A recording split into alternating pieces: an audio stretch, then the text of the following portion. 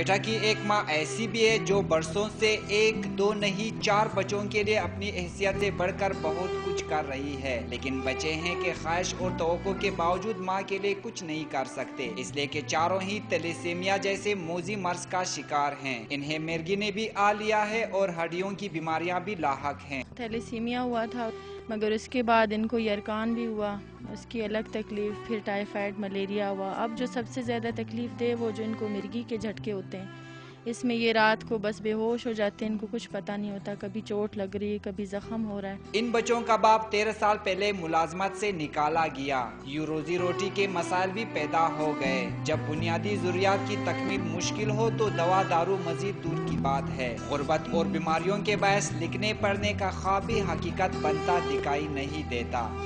میں بیمار ہوں، میرے 3 بھائی بیمار ہیں۔ حکومت سے درخواست ہے کہ وہ ہمارا علاج کرے تاکہ ہم اسکول جا سکیں۔ کہتے ہیں رب کائنات کے ہاں دیر ہے اندیر نہیں، دیر بھی یقیناً مالک کی مصلحت ہوتی ہے۔ دیکھیے رب کائنات کب کس کے دل میں رحم ڈالتا ہے۔ کیمرامین شہزاد انور کے ساتھ آرین خان، ڈان نیوز، کوئٹہ۔